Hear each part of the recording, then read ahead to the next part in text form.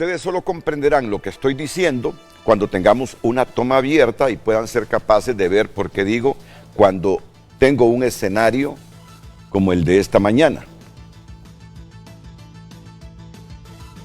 Y van a comprender por qué digo rendición de cuentas.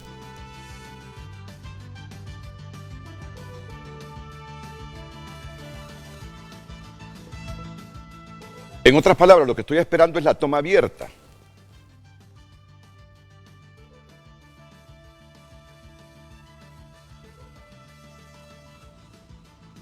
Gracias. El secretario de Seguridad, don Gustavo Sánchez, el director de la Policía Nacional, don Juan Aguilar Godoy, don Juan Manuel Aguilar Godoy,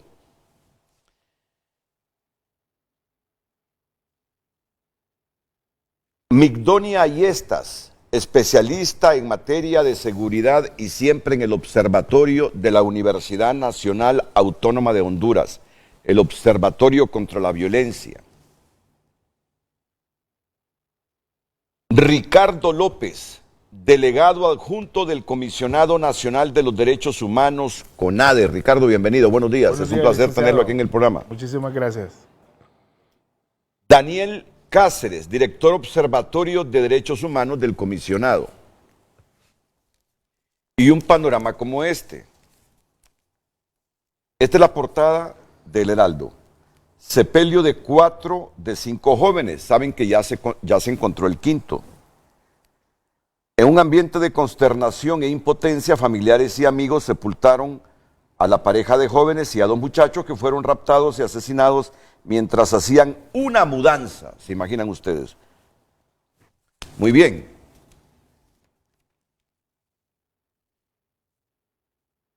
Intensificarán búsqueda por agua. Aún no hay rastro de los 24 desaparecidos. Más de 200 policías y personal del Ministerio Público, Fuerza Naval y Copeco participarán en la búsqueda de las 14 personas desaparecidas en la comunidad Crique Las Marías de Tela y 10 de Baracoa, Puerto Cortés.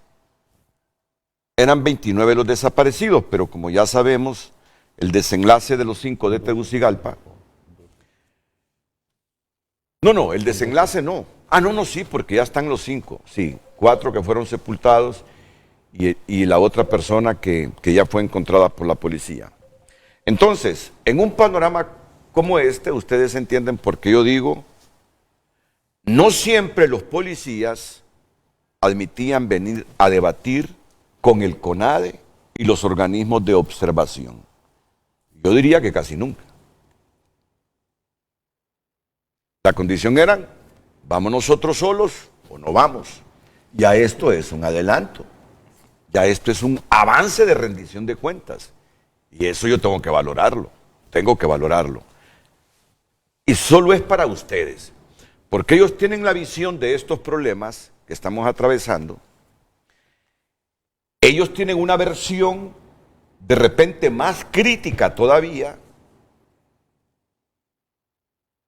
Y entonces, tener aquí a la policía y a los organismos de derechos humanos, incluida la institución oficial como es el CONADE, más los observatorios, es para que tengamos un programa donde usted como televidente realmente se instruya lo mejor posible de lo que nos está pasando con estos fenómenos.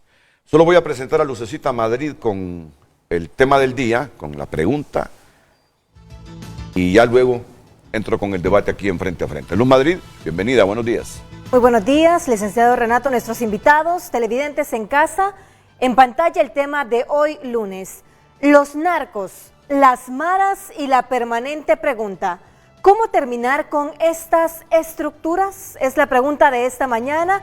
Usted puede enriquecer el debate con su opinión enviándola a través del WhatsApp 9773-6065 y por supuesto a través de cada red social Frente a Frente HN. Frente a Frente presentó el tema del día. La pregunta es porque estos 5 muchachos desaparecidos o muertos estaban haciendo una mudanza. Entonces, uno dice, una acción cotidiana como es mudarse. ¿Cuánta gente se está mudando en este momento? Centenares de gente se están mudando. ¿Y por qué se muda la gente? Por diversas razones. ¿Y cuándo saber que una mudanza me puede traer a mí la muerte? Vamos a comenzar con esto que ha pasado en el Distrito Central, especialmente en Tegucigalpa. Ya luego vamos a pasar a lo de Baracoa y Crique Las Marías. Me gustaría comenzar entonces con el secretario de Seguridad, haciéndome un rápido resumen de los 5 jóvenes estos y las causas que ya las conocemos, pero de repente hay detalles un poco más agudos, más específicos este fin de semana para entender realmente la muerte de esos 5 jóvenes. Por favor, ministro, muchas gracias y bienvenido. Muchas gracias, Renato. Muy buenos días a todas y todos. Es un honor estar aquí. Para nosotros es un ejercicio más de rendición de cuentas como secretario de Estado del Despacho de Seguridad y como un ejercicio también de transparencia, y explicándole a la población, a la sociedad hondureña, qué es lo que hacemos nosotros como institución, qué es lo que hacemos nosotros como gobierno, cuáles son las estrategias que estamos implementando. Específicamente, Renato, con ese hecho del rapto de estos 5 muchachos, donde 2 de ellos estaban pasando de una colonia hacia otra, 3 amigos decidieron ayudarles y hicieron ese movimiento de mudanza de un sector hacia otro sector ubicado cerca de la salida a Danlí. Los jóvenes se trasladan y ellos están rentando una casa que, de acuerdo a la información que tenemos, la pandilla de 18 tenía interés en la misma de tomar posesión. Ellos llegan ahí, se están instalando y bueno, en algún momento llegan los miembros de la pandilla, los raptan con el desenlace fatal que ya todos conocemos. Al día siguiente, ya nosotros desde la noche tuvimos conocimiento, se conformaron equipos de búsqueda porque la verdad que era algo totalmente atípico. En la mañana, porque la zona estaba, podemos decirlo en estos términos, saturada en términos policiales, se encontró a 5 jóvenes que venían en un turismo y venían muy sucios, ¿verdad? Se hizo la requisa, se les registró, se les encontró en posesión de droga, cocaína, entre otras sustancias, y se les detuvo, se les condujo a la DPI y empezó la investigación. Posteriormente se encuentra el vehículo de los jóvenes raptados, un pick-up doble cabina, y a los 5 pandilleros de la 18, aparte de encontrarles armas, se encontró un teléfono celular de una de las víctimas e igualmente la llave de encendido del vehículo de una de las víctimas. Nosotros esperábamos y teníamos la esperanza que los jóvenes estuviesen aún con vida. Por eso la investigación se manejó con mucha discreción, sin comentarla en los medios, porque lo primordial era la vida de los jóvenes. Siguió la investigación, ya el día viernes localizaron inicialmente 2 cuerpos, la pareja, la dama y su esposo, y una hora después se encontraron los otros 2 cuerpos, encontramos 4. El sábado nosotros iniciamos con la operación de extracción e igualmente desde el primer momento se estaba realizando la búsqueda. Recibimos el apoyo de nuestra Fuerza Aérea Hondureña, se realizaron 3 vuelos. Hay que entender dónde se encontró los cuerpos, en qué área geográfica. Muy cerca de la capital, en realidad muy cerca de Tatumbla, pero como es una zona montañosa, el acceso era un tanto dificultoso. Se tardaron 3 horas los equipos de salir e informarnos a nosotros dónde estaban. Y además por la situación, las condiciones climatológicas era muy complicado. El domingo logramos extraer los 4 cuerpos y en la noche, ayer mismo, Se localizó la quinta víctima desde hoy en la mañana a las 5. Iniciaron las operaciones de extracción. Esperamos que estén culminando a las 10, 11 de la mañana. Y toda esta operación se está realizando además con el apoyo decidido del Ministerio Público y del Cuerpo de Bomberos. Estos 5 muchachos pertenecientes a la pandilla 18 están plenamente identificados, están plenamente relacionados por indicios técnicos, indicios científicos y algunas evidencias e indicios que hemos encontrado en posesión de ellos con esta muerte. Inicialmente fueron capturados por la droga que llevaban en su poder. La investigación siguió su curso. Ya se está presentando el requerimiento fiscal por el asesinato de los 5 jóvenes y todo esto, Renato, se da por una mudanza, podríamos decir, a una casa que era de interés de estas estructuras criminales. Cuando me comentaba alguien, pero eso no es motivo suficiente, yo le decía, sí, porque usted y yo somos personas honestas y estamos hablando y conversando con personas honestas que actuamos éticamente y moralmente correctas. Estas estructuras criminales no entienden de eso. Miraron que los jóvenes estaban tomando posesión de un bien que estaban interesados, que venían de otro sector de la capital y decidieron quitarle la vida esa misma noche. Los jóvenes muertos no tienen antecedentes criminales. No, hasta ahorita no hemos encontrado ninguna información al respecto. Ellos no tienen antecedentes criminales, son jóvenes o eran jóvenes de bien que, y no podemos decir que tomaron una decisión incorrecta, no es así, solamente se estaban mudando. Y estas pandillas, de acuerdo a su forma típica de actuar, violenta y con mucha hazaña, los privaron de su libertad y posteriormente los asesinaron. ¿Los pandilleros admitieron que ellos eran los autores materiales? No, Renato, recuerde que nosotros, de acuerdo a la regulación jurídica que hay en nuestro país, no podemos interrogar a las personas detenidas. Eso solamente se rinde ante autoridad competente su declaración. Por eso, aquí demuestra la capacidad de la institución policial a través de la Dirección Policial de Investigaciones. Se tiene que agotar y hacer todas las diligencias investigativas necesarias para demostrar y fundamentar, sustanciar un expediente de investigación criminal que estas personas participaron efectivamente en la privación de libertad inicialmente de estos jóvenes y su posterior asesinato. Entonces el requerimiento fiscal no va a ser en las próximas horas, sino que hasta que esté toda la investigación y que sean irrebutables las evidencias que presenten. No, ya está. Ya está. Es que la sospecha de ustedes es porque venían en ese carro saliendo todos lodosos de la montaña. No es de sospecha. No es de sospecha. Inicialmente nosotros obviamente identificamos algunas cuestiones al momento de investigar o hacer algún procedimiento policial y cuando se hace el registro, en primer momento se encuentra la cocaína en el vehículo.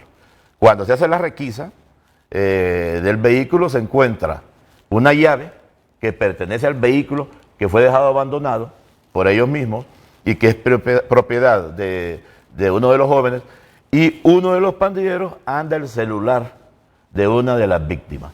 Esos son hechos irrefutables y solamente decimos nosotros, en materia de investigación criminal, hay que relacionar la llave del vehículo con el vehículo mismo y quién es el propietario, e igualmente acreditar la propiedad del celular con información que tiene, con el número telefónico y que estaba en posesión de uno de los pandilleros.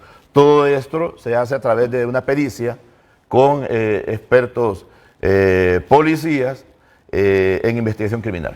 Sí, estoy viendo un titular en El Heraldo.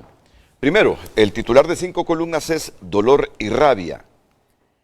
Luego viene un subtitular, expertos ven el poderío de bandas criminales sobre el gobierno. Analistas hacen fuertes cuestionamientos a la policía y a seguridad en prevención del delito. Yo creo que el director nacional de la policía, don Juan Manuel Aguilar Godoy, tiene suficientes valoraciones sobre estas reacciones que se producen con motivo de este caso que nos ha narrado el ministro de Seguridad, don Gustavo Sánchez. Expertos ven el poderío de bandas criminales sobre el gobierno y analistas hacen fuertes cuestionamientos a la policía y a seguridad en prevención del delito. ¿Cómo valora este tipo de reacciones, comisionado? Mire, ante todo, muy buenos días a los panelistas y ante todo a la ciudadanía en general y a las personas que nos están viendo en este momento. Es para nosotros una vergüenza mayúscula ver este hecho que sucedió, que es un hecho totalmente aislado. Y voy a dejar claro una cosa, hay un montón de personas que salen hablando en los medios de comunicación y todos son expertos. Todos empiezan a decir, pero no conocen ni la más mínima idea de lo que sucedió en este hecho. Es totalmente diferente a la percepción que tiene la gente, lee algo en los periódicos, él se hace una idea y empieza a elucubrar un montón de pensamientos. No es así. La situación, como la explicó el señor ministro, se da por otro hecho, que lo hablábamos antes de entrar al set con doña Mignonia. ¿Y qué es lo que sucede? En este país se ha arraigado desde mucho tiempo atrás una división entre la pandilla MS y la pandilla 18. Ahora, para ir yo a un lugar, tengo que ver si es MS, si es 18. Entonces, hemos entrado en una situación en la cual no puede ser. Por eso nosotros hemos pedido ese montón de reformas, porque ya no... Hay gente que dice, pero ya hicieron la famosa ley antimara, que era una reforma. No, lo que estamos pidiendo es que se castigue, se penalice solo ser miembro de una pandilla.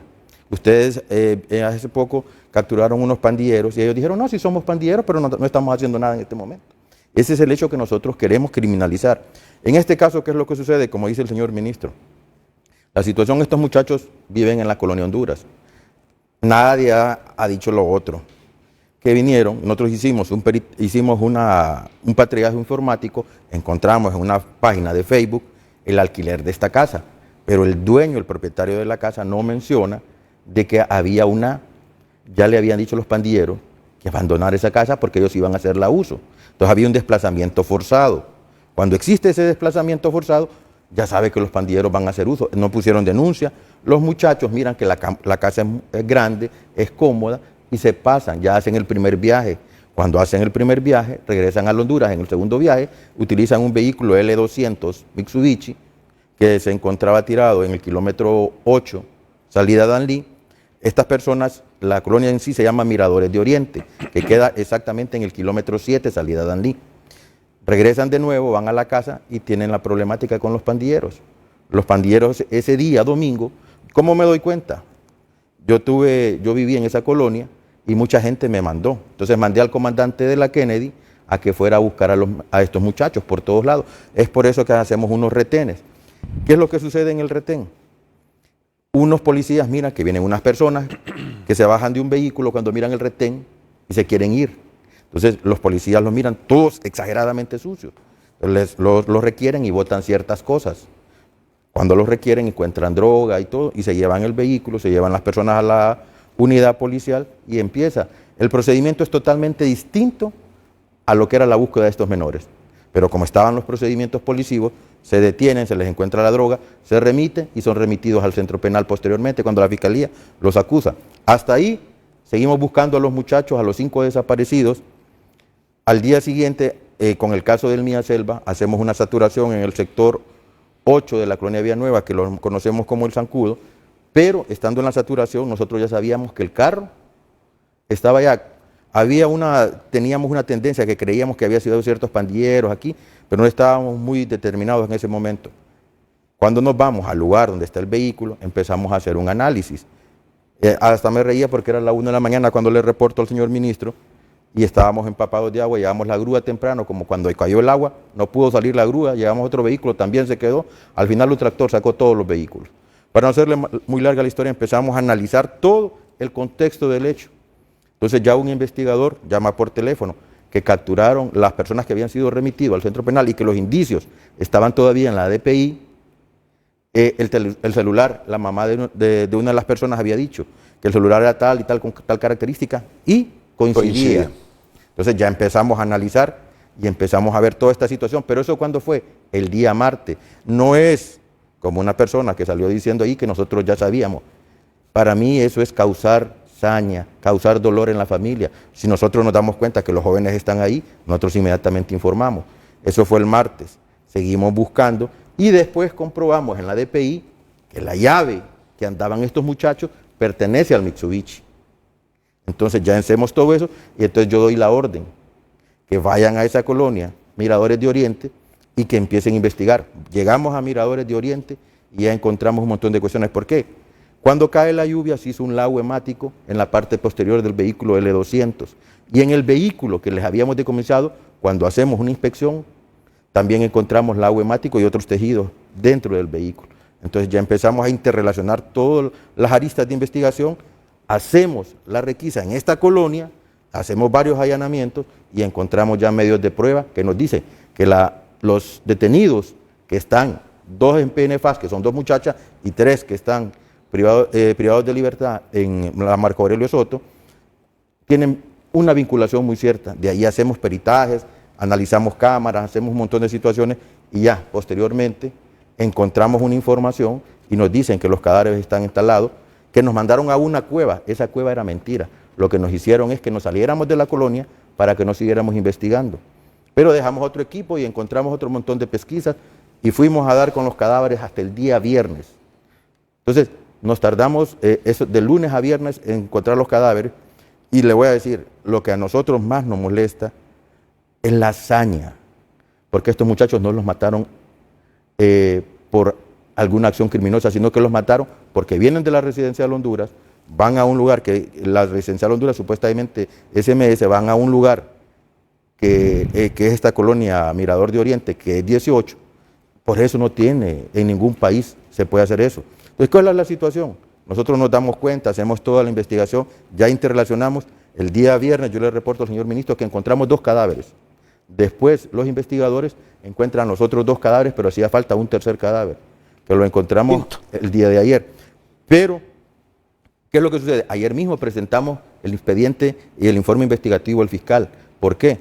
Porque hoy se lleva la audiencia del primer caso, que es por la posesión de estupefacientes. Entonces, si hoy los dejan en libertad, inmediatamente van a ser capturados por esta privación ilegal de la libertad y por el asesinato de ellos. Pero la cosa no es así como la están manifestando, que una persona salió diciendo de que nosotros sabíamos. Eso es una falta de respeto, es violentarle. Un defensor de derechos humanos le está violentando a la familia los principios más elementales, diciéndole que nosotros teníamos eso, haciendo más grande el daño. Y él, lo que tiene este personaje, es una molestia, porque él quiere andar los policías de civil para que le anden cargando las cosas. Y yo le dije que no, y se lo reitero, no le voy a dar policías de civil, porque la función de policía se hace así como ando yo, uniformado. Entonces me voy a cambiar de civil y yo voy a hacer todo lo de policía. No, la gente reconoce en el uniforme la función policial, y eso es lo que va a suceder. Bueno, con amplitud de detalle la policía nos narra la investigación que condujo a la captura de estas 5 personas de la pandilla 18 y a encontrar los cadáveres en esa zona del país. Entre Tatumbla, me dijo. Exactamente, el kilómetro 7. Kilómetro 7. ¿Cuál es la valoración que tiene el observatorio de la universidad sobre este caso, Migdonia? Sin duda ha sido una de las mayores preocupaciones que hemos tenido en este año, precisamente porque impacta en la ciudadanía que unas personas honestas, jóvenes, que estén cambiándose de un lugar a otro, una casa, sean en primer lugar privadas de su libertad, desaparecidas y luego encontradas muertas, impacta en la población. Y esto precisamente porque hay que analizar lo que hay detrás de estas connotaciones en materia de violencia e inseguridad, precisamente porque en el país hay un entramado de relaciones que tienen que ver con los temas sociales, y ahí entran el tema de las maras y las pandillas. Precisamente porque son ellos, igual que las bandas delincuenciales y el narcotráfico, los que están controlando el territorio para desarrollar su accionar delictivo. Pero que sean las autoridades de seguridad que nos demuestren que sí hacen lo que corresponde en momentos determinados y con lo más rápido que le es posible, precisamente con las diligencias investigativas, es importante. Porque no me imagino y siento el dolor de una madre, de un padre, de unos hermanos llamando y clamando que se haga justicia precisamente porque no encuentran a su familiar. Y eso es lo que pasó con esta familia, porque todos decían, son personas de bien, son jóvenes que trabajan, que estudian y que no sabemos por qué están siendo desaparecidos. ¿Qué es lo que pasa con esto? Conmociona y causa el miedo en la población. Porque ahora vamos a decir, tenemos que estudiar el contexto del barrio que nos podemos cambiar de una colonia a otra, precisamente para no ser víctima de ese tipo de Y estar seguro que la vivienda a la que nos vamos a mudar no es objeto de interés de una pandilla o de una mara. No es objeto de interés y sobre todo, ¿qué líneas invisibles tienen las maras y las pandillas en colonias determinadas? Ahora, ¿esto es responsabilidad de la policía o es responsabilidad de cada quien que va a hacer una amenaza? Ante lo que dice el periódico, que analistas hacen fuertes cuestionamientos a la policía y a seguridad en prevención del delito. Debió darse cuenta la policía que unas personas acompañados de sus amigos de la Residencial Honduras se iban a mudar a una vivienda de Mirador de Oriente. Debieron ellos tener conocimiento de esa mudanza, de todas las mudanzas que se van a hacer en las próximas 24 horas en el país. Imagínense, se lo voy a poner de otra forma, imagínense si le cargamos eso a la policía cuando tiene que desarrollar casi 90,000 casos que han perdido la vida en este país y que además tiene que hacer todas las tareas que funcionalmente le corresponden, eso no. Ahí es donde tenemos un problema que subyace y es el hecho de que Honduras tiene un control del territorio que es necesario avanzar. Eso sí es responsabilidad de la policía, avanzar para que las maras y las pandillas, las bandas delincuenciales y el narcotráfico no estén controlando los territorios, no hayan líneas invisibles. Pero pedir permiso para mudarse de una zona a otra, eso en teoría no es posible. Pero ahí también hay que llamar a los inquilinos que tienen que ser sinceros y honestos cuando están alquilando viviendas. Muy bien. Porque el hecho de que sepan que era de control y que ya lo habían amenazado, porque no es que le van a avisar de gratis, ¿verdad? Quiero tu casa que construiste con todos tus esfuerzos y ahora va a ser nuestra. Eso tienen que determinarlo los dueños de y eso sí tienen que denunciarlo ante las autoridades. ¿Por qué? Porque hay un montón de casas que los pandilleros se las quitan a sus dueños, los desplazan, y eso sí es desplazamiento forzado por violencia, los desplazan de sus lugares y además que se quedan incluyendo para estas habitaciones para vivir ellos o para hacer las famosas casas locas, que es para matar personas y luego en otras escenas ponerlos en los espacios públicos. Por eso es que es importante para la ciudadanía, por eso es el tema de la prevención. Tenemos que avanzar no solo en el control y la disuasión del delito, hay que avanzar en enseñar sobre prevención a los niños, a las niñas, a los jóvenes, pero además, solo para que ellos no sean víctimas de la violencia, no los recluten las maras y las pandillas, porque ¿cuántos años tenían estos jóvenes que están capturados? En promedio de 20 a 25 años. 25 años son jóvenes que se están involucrando y muchas veces es porque quieren, porque no quieren, porque son reclutados. Y ahí es donde tenemos el problema. Por eso es que el tema de la prevención, para saber factores de riesgo y factores de protección, es importante. Pero ahora tenemos que enseñarle a la gente que cuando se va a trasladar de una colonia a otra, que investigue si su colonia es de la 18 o de la 13 para que se vaya a otra. Eso se llama pérdida del territorio del país. Y eso sí es necesario avanzarlo, porque de lo contrario vamos a estar a merced de los grupos criminales, del crimen organizado, de las maras y las pandillas que van a mandar en barrios y colonias. Y los que van a alquilar, tener el valor, el respeto a los que se están mudando, de decirles, miren, deben entender que yo les voy a alquilar esta casa, pero hay un riesgo. Esta casa es objeto de interés de las pandillas. Estar llegando hasta esas cosas cae en la reflexión que hace Migdonia Yestas. Hemos perdido el control del territorio, pero es que ya escuché tanto del secretario de Seguridad como del director nacional de la policía que están enviando unas reformas al Congreso Nacional donde a las maras, a los mareros y a los pandilleros quiere la policía que se les clasifique como terroristas. Y ahí ha venido el debate. Yo he escuchado ese debate, he estado metido en esos debates, que el riesgo es que la policía a cualquiera lo quiera calificar de terrorista. Ya no solo al marero, ya no solo al pandillero, sino que alguna persona en particular que no sé, que critique a la policía. Es que lo he leído en los debates eso, lo he escuchado en los debates. Puede ser objeto de esa calificación de terrorista. Renato, hay una situación. La problemática de violencia y criminalidad, especialmente con el tema de maras y pandillas, surge a mediados de los 90. Primero como una moda juvenil, como una tribu urbana, como gente que se habla distinto, que se viste distinto, camina distinto, y empiezan a cometer algún tipo de delito menor. Va pasando el tiempo y a inicios de este siglo pasan a la comisión de delitos. En este momento es una manifestación más del crimen organizado. ¿Por qué le digo esto? Porque la reforma. Somos un país garantista, nuestras leyes son garantistas y así debe de ser.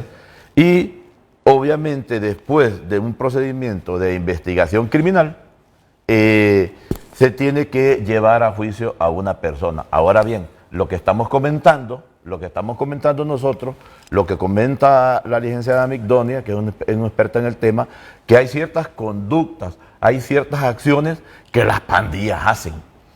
En ese sentido, lo que pasó con estos 5 jóvenes, que son y eran totalmente inocentes, tiene que ver con la problemática de maras y pandillas que va más allá de una acción criminal específica, que es una conducta delincuencial de un grupo que atenta y causa terror contra la población hondureña. Solo quiero hacer un hincapié en una cuestión, y se lo voy a decir así sinceramente. Me molesta que nos quieran echar la culpa a nosotros los policías. Nosotros hacemos una propuesta a través de la facultad que tiene el señor ministro, se la presenta la señora Presidenta de la República, esta va al Congreso y ellos aprueban, pero nosotros los policías solo presentamos. Nadie en el reciente pasado, la policía nunca presentaba nada, nunca presentó, ahora presentamos. Queremos hacer, aparte de que lo de terrorismo es terrorismo local, no es el terrorismo referido que se hace en otros países. Dígame, ¿es terror lo que le pasó a esta familia o no es terror? Si no lo piensan de esa manera, pues no sé en qué país vivimos, y yo creo que lo mejor es retirarse a otro país si no piensan de que esto es terrorismo. Lo que le hicieron a estos muchachos, privarlos injustamente, ilegalmente de la libertad, llevarlos caminando a un lugar predestinado que posteriormente lo vamos a decir ya en la investigación a dónde los llevaron, los tuvieron y después estuvieron definiendo si los mataban o no los mataban y después los fueron matando por saña. A unos los apuñalaron, a otros les dispararon y a otros los mataron a pedradas. ¿No es terrorismo esto? Si eso no es terrorismo, no sé en qué país vivimos. ¿Violaron a la joven? No, hay cosas que no las puedo decir, por respeto. La otra cuestión, y que se lo voy a decir, nosotros proponemos, pero quien hace la ley es el Congreso. Ellos crean, modifican. Entonces, nosotros no vamos a acusar a una persona. Ellos van a poner las pautas. Para eso hay un montón de normativas para definir si son correctas o no son correctas, si son constitucionales o son inconstitucionales. Nosotros pedimos eso. Y lo otro que estamos pidiendo es que todas las casas que tengan que ver con desplazamientos forzados, temporalmente el Estado pueda apropiarse de esas viviendas y hacer las unidades policiales, unidades de entidades del gobierno para poder recuperar. ¿Qué es lo que está sucediendo ahorita en esta colonia? No tenemos presencia policial. La presencia policial más cercana está en Tatumbla. En Mirador de Oriente. En Mirador de Oriente, en Villanueva, o si no, en la Kennedy. Entonces, esa casa, que es la que iba a ser de alquiler, que está pedida por los mareros, que es un desplazamiento forzado, nosotros la queremos convertir en una unidad policial y poner 100 policías ahí. ¿Por qué? Si queremos que suceda lo mismo, hagamos lo mismo de siempre. Y eso ya no lo queremos hacer nosotros. Nosotros intervenimos una colonia, nos estamos 3 meses. ¿Qué hace la delincuencia? Se va 3 meses a otro lado. ¿Seguro? Sí. Entonces, cuando nosotros salimos del sector y lo hemos dejado bien, estos mareros vienen, estos delincuentes vienen y se vuelven a meter al sector y empiezan a dañar a toda la población. No, ya no queremos hacer eso.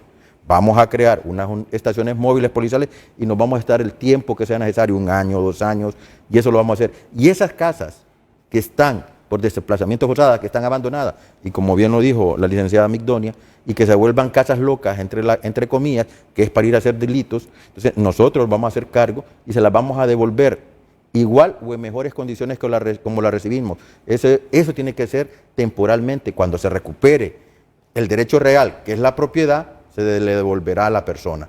Y nosotros nos vamos a retirar y vamos a construir nuestra propia unidad policial. Esas son las cosas que pedimos, no pedimos cosas ilegales de venir solo porque no me gusta que es amarillo, verde, rojo, azul y ponerlo de que esta persona es terrorista. No, estamos hablando de un terrorismo local en Honduras. Lo que hacen estas personas, matar a un niño de 14 años, pegarle un tiro en la cabeza y irse tranquilamente, irlo a sacar del colegio. Si eso no es terrorismo, dígame, ¿cómo lo podemos decir? Pregúntenle a la familia. Y la otra cosa que nosotros estamos muy claros, es la justicia restaurativa. Todo mundo viene a defender a las personas que están presas, pero ¿quién le va a dar de comer? A los familiares, a los hijos, a las hijas, a las esposas, a las personas de estos muertos. Nadie. Pero la justicia restaurativa sí, es darle lo que le quitan a estas personas que han cometido estos hechos criminales, que los pongan a trabajar bajo normativas jurídicas vigentes y que le den a la familia el alimento. Porque estos muchachos tienen en los centros penales comida, les dan un kit de higiene que viene papel higiénico, jabón, pasta, cepillo dental y otros enseres para que estén bien. Ajá. Y a los familiares de los muertos, ¿quién les da comida? ¿Quién les da educación? ¿Quién les da alimento? Entonces yo me pregunto, ¿existe la justicia restaurativa? ¿Quién beneficia? Pero todo el mundo se preocupa por esos pobres muchachos que están presos, pero nadie se preocupa por las familias que fueron, de estos 5 muchachos que fueron vilmente asesinados. ¿Cuál es la visión del Comisionado Nacional de los Derechos Humanos antes de irnos a la primera pausa, don Ricardo López y don Daniel Álvarez? Sí, muy buenos días, licenciado. Buenos días a los demás panelistas, licenciado Macdonia. Para nosotros es, para empezar, lamentable la pérdida de la vida humana bajo cualquier contexto. Sin duda alguna, en materia de derechos humanos, los estados deben de garantizar, como ya decían los colegas que han estado antecediendo, el derecho a la vida que tiene la ciudadanía y las formas, cómo prevenir la violencia y cómo evitar las muertes, tanto colectivas como individuales. Sin duda alguna, el país ha venido atravesando una serie de circunstancias que podríamos interpretar que cada día se vuelve más tensa y más difícil. Y en ese sentido, las autoridades tienen que ir avanzando en los procedimientos de investigación y de prevención, porque ya lo decían, es importante dar, encontrar, ubicar y entender las causas que generan estas muertes colectivas que se han venido dando en el territorio nacional. Pero también se hablaba de los procesos de prevención y de formación. Nosotros como Institución Nacional de Derechos Humanos tenemos personal a nivel nacional capacitando todos los días del año a las personas, a los profesores, a los maestros, a los estudiantes, a la población en general. Uno, en los temas que mencionaban el director de la policía y el ministro, en prevención del desplazamiento forzado por violencia. Enseñarle a la población a identificar esas causas que generan un desplazamiento. Yo le aseguro que hoy muchas personas ni siquiera saben que son personas desplazadas internas cuando les sucede un hecho como estos. Y por el otro lado, los trabajos que se están viniendo y que se desarrollan de la mano del ACNUR, CONADE, Instituto de la Propiedad, uno, para registrar los bienes abandonados de las personas que están huyendo y que sirven, como decía la licenciada y los colegas, muchas veces como casas locas para cometer actos de tortura dentro de estos establecimientos, pero también para garantizarle el derecho a la propiedad que tiene la víctima que se mueve, porque si no se mueve lo matan. No es responsabilidad, a mi criterio, que la policía sepa quién se está mudando y quién no se está mudando. Claro. Lo que sí es responsabilidad de la policía, que hemos visto que ha mejorado, es la presencia policial en las zonas de alto impacto, para evitar que se puedan cometer delitos y que de esta forma no perdamos las vidas humanas. ¿Les parece correcta la valoración que hacen ellos y lo que sugieren al Estado, que esas casas donde se ha producido desplazamiento forzado sean ocupadas por el tiempo que corresponda para sanear esa zona por policías? En primer lugar, tendríamos que tener el consentimiento de la persona dueña del inmueble. Porque son casas vacías, ¿no? Que nadie las alquila ni vive nadie por el temor a que... Por eso pedimos una reforma legal, por eso los policías no lo podemos hacer. Exacto. Y tiene toda la razón el abogado. Porque sin duda alguna, aunque yo no esté dentro de mi casa, pero si tengo mi escritura, es mía. Un derecho real. Entonces, Eso dice la ley. Eso dice la ley. Aquí hay otro factor que es muy importante. ¿Por qué la gente no denuncia? ¿Por qué yo, como víctima de desplazamiento, que siento que me van a matar porque ya me pidieron mi casa, por qué yo no busco a la autoridad? Y eso viene relacionado con varios factores, incluyendo las mismas amenazas que están dentro del delito de desplazamiento interno. Porque si a mí me dicen, si vos vas a denunciar a la posta, yo me voy a enterar. Aunque no sea cierto, ya le genera un temor a la persona. ¿Y qué es lo que hace? Me quedo callado. Nosotros, como Institución Nacional de Derechos Humanos, desde 2015 trabajamos de la mano con ACNUR, que es el Alto Comisionado para los Refugiados, y hemos fortalecido los procesos de recepción de casos en materia de desplazamiento interno y con necesidades de protección. Tenemos un equipo a nivel nacional que se encarga específicamente de esto. Trabajamos con el IP para fortalecer esos procesos de registro de bienes abandonados, porque ahí hay que empezar. ¿Cuántos bienes abandonados hay en el territorio? Y eso nos va a ayudar a entender un poco más la magnitud del desplazamiento interno. Ya el Estado ha hecho estudios relacionados con 274.090 casos de desplazamiento interno, según las entrevistas que se han realizado a las familias de Honduras. Sin duda alguna podría ser mayor, así como podría estar dentro de los parámetros que ya se han manifestado. Pero sin duda alguna, todas esas personas es muy probable que tengan bienes. 2, es difícil que una persona haga un estudio, digamos, georreferenciado, una persona particular, a qué zona me voy, a qué zona no me voy. Pero sí es cierto que podemos estar investigando y también tener presente los comentarios y esa georreferenciación que hace la Policía Nacional de cuáles son las zonas, digamos, calientes, como les conocemos, para tomar las medidas antes de trasladarnos a esos lugares y eso evitar. Un dato, 2023 el CONADE registró 28 casos de personas desaparecidas, sí, ¿verdad? En 2024 llevamos 48. Eso significa que se ha aumentado y los departamentos en donde hemos identificado están Olancho, Francisco Morazán y Cortés como los departamentos donde más se aboca la persona a presentar una queja relacionada con esta desaparición de un familiar. Y yo quiero referirme a lo que decía el director de la policía, con mucho respeto, el CONADE y los organismos de derechos humanos también velamos por las víctimas. Y las víctimas de cualquier tipo de víctimas que sean. Una persona que es detenida, digamos, bajo la sombra o dentro de las facultades del Estado, se encuentra en la responsabilidad del Estado. Y esa persona puede ser víctima. Pero también estos familiares que pierden a sus seres queridos en manos de delincuentes, en manos de crimen organizado, de estructuras criminales, también llegan a CONADE a pedir medidas de protección. Y no me van a dejar mentir, en el despacho del ministro, la gran cantidad de medidas de protección que emite el CONADE. Hemos tenido reuniones en reiteradas ocasiones porque para nosotros es importante y no negociable evitar que una vida se pierda. Y en ese aspecto, toda persona que dice, mire, yo tengo miedo porque me quieren matar, claro, nosotros le explicamos a la persona todo el proceso. Pero en primer lugar, yo parto y digo, si a mí Ricardo dice que lo quieren matar, yo busco evitar que a Ricardo lo maten. Y en ese sentido, la autoridad tiene que garantizar la vida. Ellos tienen sus protocolos y sus procedimientos que parten del análisis de riesgo. Ese análisis de riesgo es sumamente importante porque determina si es urgente o qué grado de necesidad para proteger a una persona. Pero por el otro lado, hay que ir de la mano con el proceso de investigación, como ya lo hemos establecido en muchos momentos. Determinar cuál es la causa que me está amenazando a mí, eso debe de ayudarme a poder detener a esa persona o esa causa para que yo me sienta tranquilo.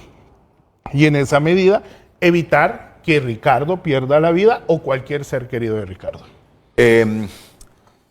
Ya producción me está pidiendo una pausa comercial. Yo quisiera que en el próximo segmento analizáramos si toda esta iniciativa tendiente a reformas y que está exigiendo la policía para combatir a estas redes criminales de maras, pandillas y narcotraficantes les parece a ustedes adecuadas para reducir todos esos escenarios que estamos hoy criticando y que lamentamos, como el de estos 5 jóvenes, como de las personas desaparecidas, que ya vamos a hablar de ese otro tema, ya en Crique Las Marías y en Baracoa Cortés. Lo que nos está pidiendo, y que lo vi en esta pantalla hace algunos minutos, incluya la reforma para calificar de terroristas a los pandilleros y a los mareros. ¿Les parece las medidas adecuadas en el momento que está viviendo la nación para golpear a estas redes criminales? Atentos a Frente, ya luego venimos con don Daniel Cáceres, que es el director del Observatorio de Derechos Humanos del CONADI, y también la participación del ministro de Seguridad, del director nacional de la Policía y del Observatorio de la Universidad Nacional Autónoma de Honduras. El tráfico es presentado por Carrión, porque en Carrión siempre encuentras los mejores estilos, las últimas tendencias y lo que toda la familia quiere. Nos vemos en Carrión. Buenos días, son las 7:47, así avanza el tiempo y así avanza el tráfico vehicular. En el Distrito Central nos ubicamos específicamente frente al complejo de la Vía Olímpica, en la calle principal que se conduce hacia sectores como el Boulevard Morazán y también en la colonia La Esperanza. Si usted viene del anillo periférico, es un tremendo tráfico vehicular que ha provocado este emposamiento de agua después de las lluvias que han caído en horas de la madrugada. Busque alternativas, busque otra calle, porque en este sector hay bastante tráfico vehicular, y también los motociclistas pues pueden ocasionar cualquier peligro, así mismo como los carros tipo turismo. A esta hora del día el tráfico vehicular lo conoce usted a través de Frente a Frente. Pase usted un feliz día.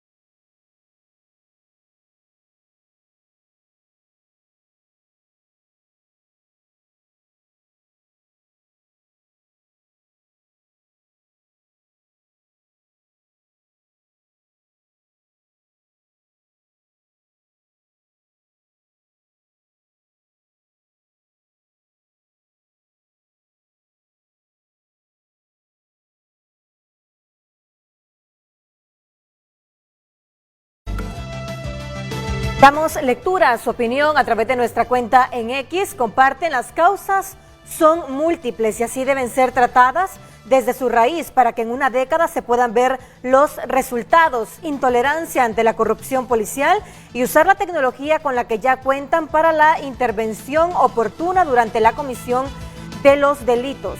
El gobierno del socialismo democrático fracasó rotundamente en políticas de seguridad. Ahora que están borrachos de poder, no se les puede decir algo porque somos élite, lado oscuro, grupo de poder, enemigos del pueblo. Somos simples personas que pensamos, comparte Henry Smith. Comparte: todo gobierno socialista es igual en cualquier parte de América. Moisés Orellana: hay varias formas, pero es trabajo integral de años para formar a las nuevas generaciones. Pero secretarías como la de Cultura y Educación no están haciendo bien su trabajo, creando los espacios para que los jóvenes empleen su tiempo libre en algo productivo. Lisbeth también comparte: combatir el narcotráfico requiere no solo acciones policiales, sino también la creación de oportunidades laborales para jóvenes. Tan fácil que es, ellos saben bien dónde están ellos, solo tienen que tener patrullajes permanentes en esas zonas y se controla todo. Lo que pasa que las patrullas pasan una vez al día, así no se controlan las zonas. Daniela comparte: educación y concientización. Las escuelas y comunidades deben enfocarse en educar a los jóvenes sobre los peligros de las pandillas. Comparten los televidentes. Kimberly, para que no se quede ahí, es que Kimberly comparte: para erradicar las estructuras de narcotráfico y pandillas es crucial invertir en educación y crear oportunidades económicas. Pero ahí te sale el de Turhan, que no salga el siguiente. El problema de las maras y narcotraficantes ha sido utilizado políticamente por el gobierno de Joe para justificar medidas autoritarias y reprimir a opositores en lugar de abordar la raíz del problema. Ten cuidado en eso, porque va a decir Gabriel Sazo, y el mío, ¿por qué no lo leen? Gabriel Suazo y te sale comparte. Azucena. Lo que quiero es que cuides el nombre último. Okay. El primer paso es la voluntad política, luego la voluntad de las autoridades policiales y militares de actuar y sobre todo, lo más importante, que los derechos humanos sean para la sociedad de bien. Los que violentan los derechos, que no tengan el respaldo de los mismos porque entorpecen todo. Comparte Gabriel Suazo. Usted también puede opinar, recuerde hacerlo a través de nuestro número de WhatsApp y también a través de nuestra cuenta en X, Frente a Frente HN.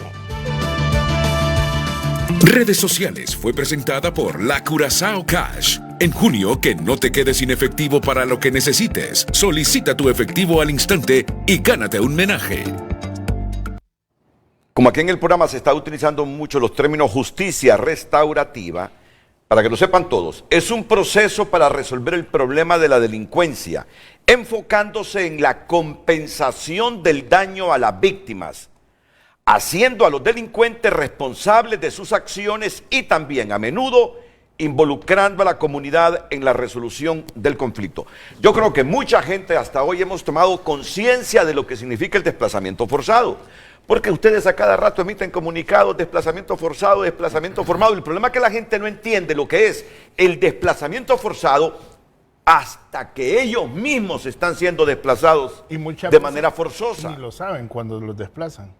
No lo comprenden en su magnitud el desplazamiento forzado. Si no atajamos esto ahora mismo, de repente andan en colonias por la periferia, y no porque sean colonias de personas de bajos recursos, sino porque están un poquito alejadas de las estaciones policiales. Pero puede llegar un momento que si esta gente se siente a sus anchas, aunque usted no lo crea, de su misma colonia lo pueden forzar a desplazarse. ¿Ve? ¿Entiende lo que es el desplazamiento forzoso? Que lo amenacen a uno, que si no se sale de su propio bien, lo van a matar.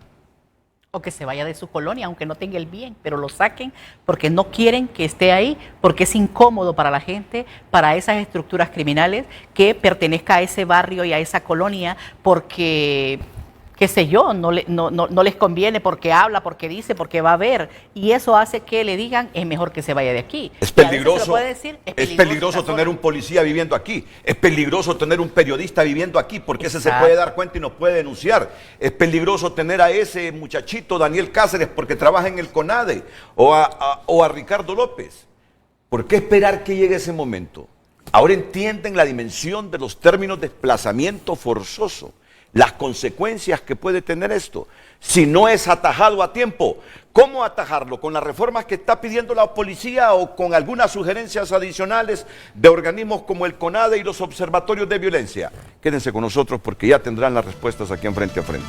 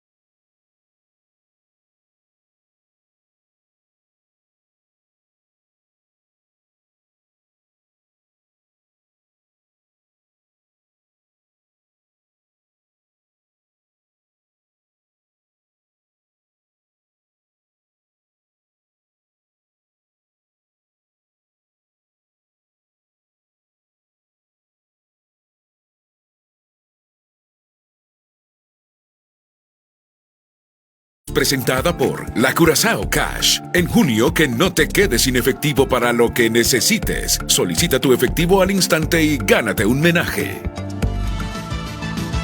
Continuamos dando lectura a su opinión. Azucena Betancourt comparte: estas estructuras criminales se deben quitar desde la raíz. Si detienen a uno y nacen miles, ya que se debe de tomar en cuenta que hemos visto muchos casos de personas desaparecidas sin respuesta. Valoramos el esfuerzo drástico que hace la policía, pero se necesita más. Karen comparte: implementar programas educativos y económicos puede romper el ciclo de violencia asociado al narcotráfico y las pandillas. Merly comparte: las pandillas se alimentan de la falta de oportunidades, por eso invertir en el desarrollo económico es fundamental para su erradicación. Sofi comparte: crear empleos y oportunidades económicas legítimas para jóvenes en riesgo para reducir la tentación de unirse a organizaciones criminales. Majo Martínez comparte: mejorar la formación y dotar de recursos a las fuerzas policiales y judiciales para combatir el crimen organizado. Comparte una televidente: ya lo dijo Bukele, la razón de no poner fin al crimen organizado es porque los políticos se benefician de él. Comparten a través de la cuenta en X. Usted también puede enviar su opinión, hágalo a través de nuestras cuentas. Redes sociales fue presentada por La Curazao Cash. En junio, que no te quedes sin efectivo para lo que necesites. Solicita tu efectivo al instante y gánate un menaje. Vamos a ver, y otro concepto que estamos manejando aquí es terrorismo. Exactamente, ¿qué es lo que están pidiendo, ministro, ustedes con las maras y los pandilleras? Nosotros estamos solicitando al Soberano Congreso Nacional, en el marco del Consejo Nacional de Defensa y Seguridad, es decir, todos los poderes del Estado ahí agrupados, estamos solicitando que se tipifique como terroristas a los miembros de las estructuras criminales, llámese Pandilla 18, MS-13 o narcotraficantes. ¿Por qué? Bueno, el mejor ejemplo es ese lamentable incidente donde fallecieron 5 compatriotas nuestros por el simple hecho de mudarse a una casa que ellos querían ocupar. Ahora, si esos muchachos, para nosotros enjuiciarlos hoy, esos pandilleros de la 18 tuvieron que matar a estas 5 personas, si no, no les sucede nada. Ahora, para ser miembro de una estructura criminal, llámese pandilla, lleva todo un proceso de socialización en el mundo pandilleril criminal, que en él están involucrados la comisión de diferentes ilícitos penales que pasa por el narcotráfico, por el sicariato, por el asesinato, etcétera, etcétera, y así sea considerado un pandillero firme, como lo llaman ellos. ¿Qué estamos planteando nosotros? Bueno, el que es pandillero ya es un criminal. Capturarlo y enjuiciarlo y encerrarlo. Ok, entonces, ya van a tener ustedes la opinión del Comisionado de los Derechos Humanos, la opinión del Observatorio de Violencia, sobre esto que está pidiendo la policía, entre otras cosas. ¿Qué es el terrorismo según la RAE? Es provocación o mantenimiento en estado de terror a la población mediante actos que pongan en peligro la vida, la integridad física o la libertad de las personas o la conservación de los bienes. O sea, ¿qué calza? Pero quiero hacer una diferenciación, don Renato. Nosotros no estamos pidiendo la sección de terrorismo como el terrorismo internacional que manejan en otros países que no sea de aquí. El terrorismo es un terrorismo local aplicado a Honduras. El soberano Congreso le puede poner el nombre que ellos determinen. Pueden cambiar esa figura, como lo dije. Lo que queremos castigar es esa acción que usted acaba de leer. El terrorismo que tiene, por ejemplo, en España, que tienen los países árabes y en otro tipo de países, en Estados Unidos, es totalmente a este terrorismo. Si esa sección es la que está definiendo o confundiendo la situación, le podemos dar otro nombre, pongámosle otro nombre, pero lo queremos hacer que los actos que cometen esta gente, que crean el terror a la población, sean castigados de forma diferente.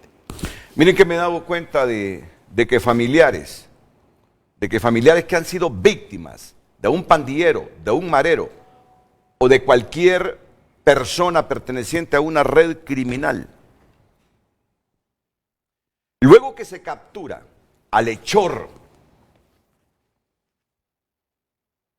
quedan tan molestas las redes criminales y las pandillas que van a perseguir a los familiares, y los familiares son forzados, mejor dicho, quiero cohesionar bien la idea, los familiares se ven obligados a desplazarse a otro lugar por el temor que a ellos también los maten cuando ellos han sido las víctimas. Pero como la policía capturó al delincuente, al que mató a ese familiar, los familiares se ven amenazados y tienen que desplazarse. ¿Les está pasando a ustedes desde hace muchos años este escenario? Bueno, no voy a mencionar a nadie, me lo voy a mencionar yo. Yo tuve un enfrentamiento, me hirieron. En ese entonces yo tengo 4 impactos de bala en el cuerpo por diferentes hechos. El pandillero tuvo la osadía de llamar a mi familia y decir que si yo ponía la denuncia, entonces yo lo llamé.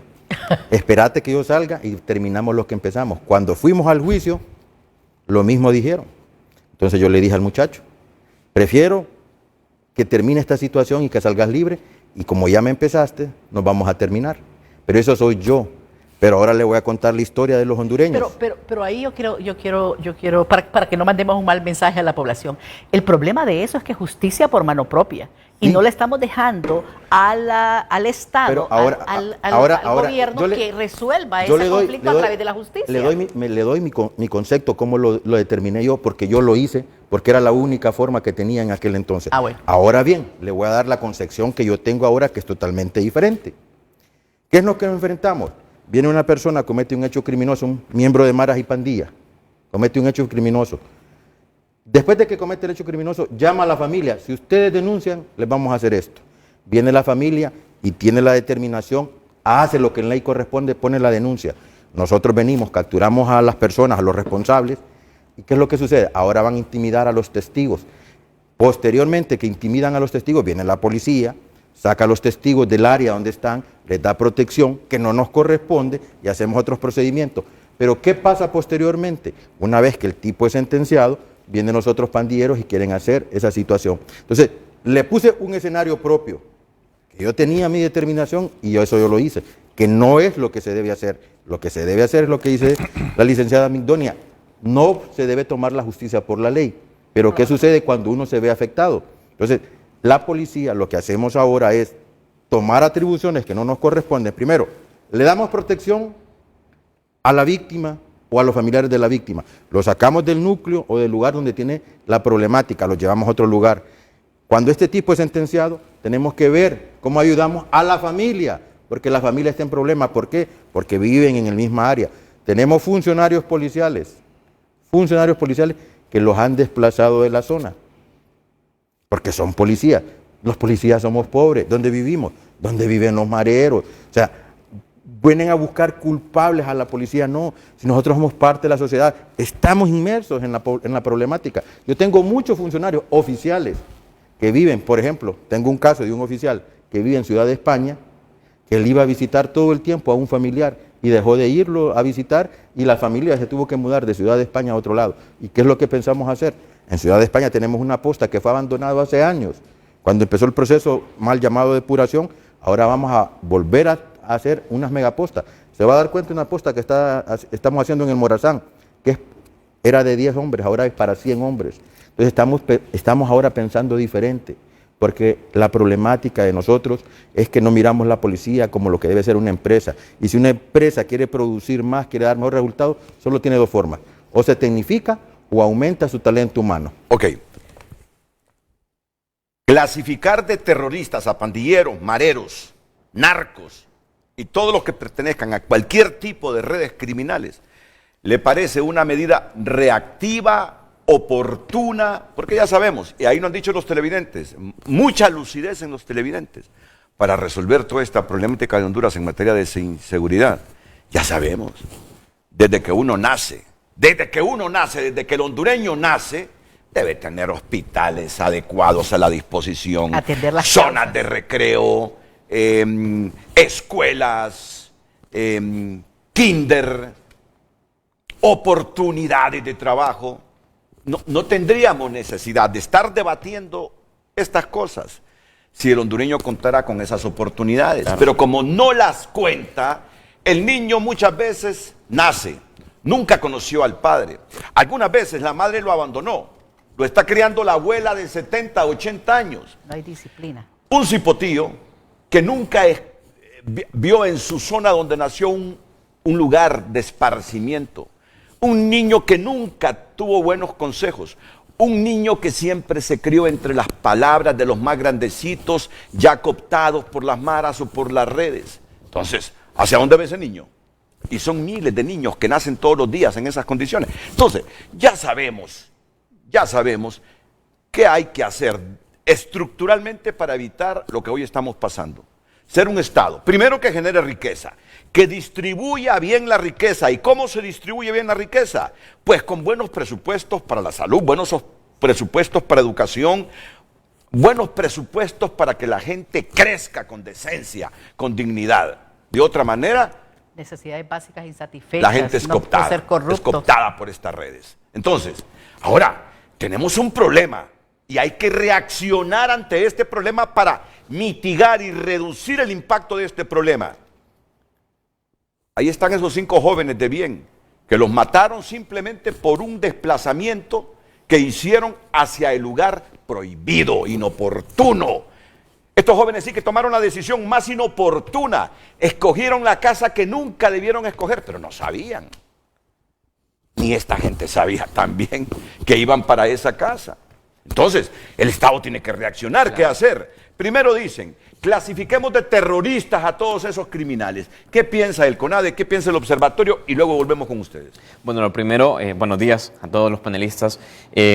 Tenemos que tener en cuenta que este tema es estructural del crimen organizado. En primer término, nosotros venimos haciendo referencia en que una política de seguridad ciudadana, de prevención y combate al delito debe ser necesaria en el país, porque justamente tanto los televidentes como las personas que estamos en el foro coincidimos de que las personas que están expuestas a un ambiente de crimen organizado están de alguna manera condenadas a repetir esos hechos. ¿Por qué? Ya lo decía la doctora Ayestas, que están proclives a ser reclutados forzosamente por las maras y pandillas. 1. 2. La falta de oportunidades son otras de las cosas que obligan a las personas a delinquir. Y tenemos que tener en cuenta las reformas que están pidiendo desde la Secretaría de Seguridad. Yo coincido en ellos que el Congreso Nacional tiene que hacer un control legislativo de lo que debe de aplicar y cómo va a configurar el delito. ¿Por qué? Tenemos dos casos y este es un espacio bastante importante para ello. El primero es el delito de desplazamiento forzado. Aquí también trabajan los operadores de justicia. ¿Cómo califico yo o cómo imputo yo el delito de desplazamiento forzado? Porque tenemos defensores de derechos humanos que están peleando tierra y territorio y que hay un problema de propiedad en Atlántico y Colón, por ejemplo, que les imputa el delito de desplazamiento forzado. Primer caso, están utilizando mal el delito, el espíritu del delito no es ese. Segundo, es el delito de asociación para delinquir y terroristas, que en su momento fue bastante criticado cuando estuvo en el nuevo Código Penal, porque decía que aunque empezara por una actividad lícita y que durante la ejecución fuera a cometerse actos ilícitos, se calificaría a las personas como asociación terrorista o asociación para delinquir, y eso venía a hacer ruido bastante, por ejemplo, cuando habían protestas y manifestaciones sociales de varios grupos que eran contrarios a algunas decisiones del gobierno en ese entonces, después los imputaban o los procesaban por ese delito. Entonces habría que ver cuáles son las propuestas o los términos en las que la Secretaría de Seguridad está realizando estas propuestas. ¿Por qué?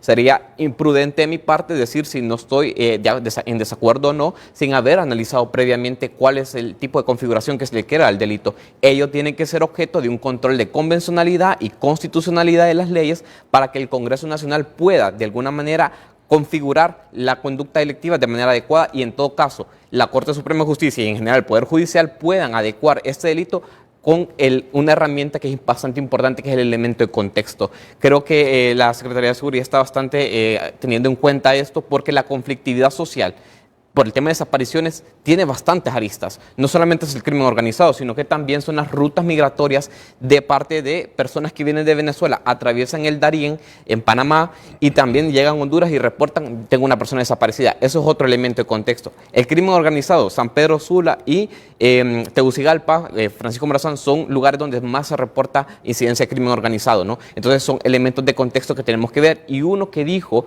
el grupo de trabajo de desapariciones forzadas, que cuando vino a Honduras, es la corrupción. Justamente la corrupción de la colusión de algunos funcionarios públicos que pueden haber con el crimen organizado, especialmente el narcotráfico y otras asociaciones para delinquir. Justamente una de las cosas que venían a decir, que estamos diciendo en este foro, es cuando una persona va a denunciar y las personas que pertenecen a bandas delictivas o crimen organizado le advierten de que si va a poner la denuncia, le van a avisar o se van a dar cuenta. Entonces tenemos que saber cómo están adquiriendo esta información. Creo que hay un esfuerzo bastante de la Secretaría de Seguridad por algunas medidas, se ven bastante interesantes para el tema de combate contra el crimen. Sin embargo, nosotros creemos que es importante una política de seguridad ciudadana. ¿Por qué? Porque esto nos va a decir cómo debemos de hacerlo, en qué tiempo y qué es lo que tenemos que tomar en cuenta para prevenir y combatir el delito. Como vi que Ricardo López, el delegado adjunto del comisionado, está sintiendo lo que está diciendo el director del Observatorio de Derechos Humanos, Daniel Cáceres, me voy a saltar para que Migdonia me dé su opinión. Y ya que tú mencionaste la corrupción, me está llegando también otra lista que la vamos a analizar más adelante. La teleaudiencia me dice: pregunte en medio del combate a la criminalidad cómo están tratando el necesario funcionamiento de la DIDADPOL, ya que en los últimos tiempos siguen saliendo muchos casos de policías de todo nivel involucrados en actos irregulares. ¿Qué hacen para prevenir al interno? Sé que ustedes lo han hablado, que lo han abordado aquí, pero hoy abordémoslo con más profundidad. Siempre están saliendo esos casos, y ustedes lo saben, y manchan la imagen de la institución. Y yo sé que no solo es la institución de ustedes, sino mi gremio también, en el gremio de los abogados también, así que no crean que ustedes son los únicos. Pero ¿qué están haciendo más allá de lo que conocemos para disuadir a los policías que se meten en la institución solo con el objetivo de enriquecerse? Porque los hay, y amenazar y disuadir a los que ya están de que este es el momento para que yo haga pisto ahora que estoy investido de autoridad. Ya vamos a hablar de ese tema, que es fundamental. ¿Qué piensa de clasificar de terroristas a mareros, pandilleros y narcos? Yo creo que, como la abogado Cáceres, es necesario estudiar el tema. porque como ya decíamos, la RAE lo tipifica bien. Y bueno, y otros temas que, por ejemplo, dice que el que perpetuó secuestros, atentados con bombas, asesinatos, amenazas, coacciones y demás. Pero el punto de tipificar de terroristas a grupos que han sido marginados y excluidos, muchas de estas comunidades, que han afectado y que no han tenido la intervención del Estado, también es un problema, porque es volver y solo castigarlos con leyes para judicializarlos, pero no establecer acciones. Por eso es que yo siempre voto porque trabajemos el tema de la prevención primero, antes de que pongamos tipificar como terroristas a grupos de jóvenes que no tuvieron más opción que entrar. Y sé que son peligrosos, que son dantescos los asesinatos. O los podés trabajar simultáneamente, Migdonia, sí, porque... Claro, por eso es que siempre decimos, para el tema de la seguridad ciudadana hay que trabajar el control, la disuasión, la prevención, que es un tema importante, pero también la rehabilitación, porque si no, no vamos a cerrar ese círculo de el delito y de cómo se están involucrando, porque la pregunta es, ¿cómo se involucran estos jóvenes a todas estas actividades desde la extorsión, que no lo hemos dicho, pero que además estos asesinatos atroces que están cometiendo nos conmocionan y hacen que querramos políticas y estrategias y leyes más duras para ellos? Ok. ¿Me pueden poner en pantalla la fotografía de los 5? Estos fueron de la 18, ¿va? Sí, la pandilla 18. La 18 es pandilla y la 13 son mareros. Ok, me ponen a los 5 jóvenes ahí. Es que me estaba haciendo esa pregunta hace algunos minutos. Esa, justamente. Sí, son cipotes, hombre. Son jóvenes. ¿Cuáles son las oportunidades que les dimos? Por eso es que hay que trabajar. Pero no significa que no hay que ponerles el peso de la ley. Han hecho el perfil de estas mujeres y hombres, de estos jóvenes. ¿De dónde vienen? ¿Dónde nacieron? Exacto. Si aún conservan a sus padres, o el papá huyó, la mamá huyó y él fue criado por un tío, o él se crió en la calle. ¿Ya lo hicieron? Todo eso está analizado. Está analizado. ¿Cuál es el origen de estos jóvenes? Que me duele decirlo, pero son criminales. Son criminales. Son criminales, me duele decirlo. ¿Y por qué son criminales? Porque nacieron con ADN criminal, no es cierto. Nacieron en ambientes que los volvieron criminales. ¿Tienen el perfil? ¿De dónde vienen? Pero lo reservamos porque hay cuestiones que todavía están en proceso de investigación. Lo que sí voy a ser enfático. ¿Cuántos hondureños más, como estos 5 que murieron, vamos a permitir para tener medidas fuertes? O sea, hasta el sol de hoy, llevamos 554 homicidios menos. Pero ¿cuántos más? Preguntémosle a la familia hondureña. Por ser permisivos, por no hacer una política fuerte y dura, vamos a seguir que miles de hondureños, como estos 5 que no tenían ninguna problemática, jóvenes que trabajaban, una muchacha que se dedicaba a trabajar, y 3 que le fueron a ayudar por una amistad a llevar sus cosas de un lugar a otro. Vamos a seguir permitiendo eso, solo porque vengamos a hacer esto, vamos a hacer lo otro, vamos a permitir esto. Yo creo que es tiempo que pongamos una mano firme, como dijo doña Migdonia, como dijeron los 2 compañeros de Derechos Humanos, respetando la normativa jurídica. Nosotros no estamos pidiendo nada ilegal, lo estamos pidiendo al Congreso. Ellos son los que tienen la facultad legal de crear la normativa jurídica y que el Congreso venga y lo mande a la Corte Suprema para que la Corte Suprema establezca si es constitucional o no constitucional lo que pedimos. No pedimos terrorismo internacional, pedimos un terrorismo local o le den otro nombre, pero lo que es justo es que dejemos de matar a los hondureños por la inoperancia de no querer hacer las cosas. Ya vamos a venir para que explique bien todas esas gráficas el ministro de Seguridad, Gustavo Sánchez, el delegado adjunto del CONADE, Ricardo López, sobre el tema que estamos analizando, la propuesta que hace la Secretaría de Seguridad para tipificar el delito de terrorismo en estas redes criminales y otras medidas que está pidiendo el Congreso Nacional. Sí, yo creo que es importante que también dentro de la petición que hace la Secretaría de Seguridad se analice si el incrementar penas, porque al final eso es lo que buscamos, si el incrementar penas va a contrarrestar la comisión de los delitos, porque siempre vamos a estar escuchando en casi todas las partes del mundo tipifiquemos más penas para que el delincuente o la persona que pretende delinquir lo piense mejor, no lo haga y con esto hayan menos delitos. Se va a seguir cometiendo la extorsión, se va a seguir cometiendo el asesinato, que son de los delitos más penados, y que esto evidentemente contrarreste cualquier situación, o vamos a continuar con esta tipificación que se busca, vamos a seguir teniendo los mismos problemas, o buscamos, como decía el director de la policía, hacer un trabajo conjunto. El tema de la persecución del delito, pero también la prevención de la comisión del delito. Y en el marco de eso, el CONADE se ha sentado ya en 2 ocasiones con la Policía Nacional, que me parece oportuno decirlo, y también por la consulta que el televidente hacía de Didapol. Nosotros hemos venido elevando en un diálogo sincero, a mi parecer, y creo que también a la Policía Nacional, todos esos casos que también ponen, digamos, en una situación de análisis más intenso de lo que está sucediendo.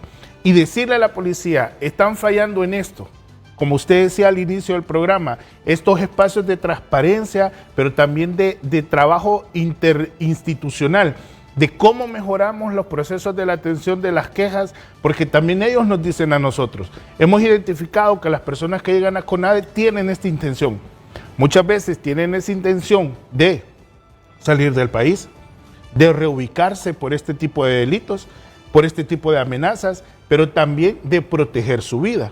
Y como decía el director de la policía y el señor ministro, ellos muchas veces hacen esa labor de proteger a la persona a través de las medidas de protección y también de esas medidas de protección que no le corresponden porque le corresponderían al Ministerio Público, al proteger a las víctimas, a los testigos protegidos y a otros, pero importante aquí, no importa quién proteja, lo que importa es evitar que maten a alguien más y en ese sentido prevenir, coordinar y discutir los casos en una mesa de trabajo técnica, lo que nos permite es cómo mejoramos las atenciones y cómo hacemos que la población tenga la confianza de denunciar, para que en la medida de que yo pongo la denuncia, tal como está el proceso establecido, la DPI haga el proceso de la investigación correspondiente, lo eleven al Ministerio Público, el Ministerio Público analice, presente el requerimiento fiscal y el juez con los elementos contundentes que no quiero dejar pasar por alto,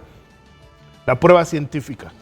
Ya lo decía también la viceministra de Seguridad, pero también todos los que somos abogados creemos que la mejor forma de poder amarrar un proceso de investigación es tener la prueba científica. Porque la ciudadanía cuando ve que a una persona se le deja en libertad, dice, no sirve la justicia. Pero también hay que tener este conocimiento de cuáles son los medios probatorios, cuáles son los testigos que estuvieron presentes y que presenciaron un delito, y no solamente los que escucharon.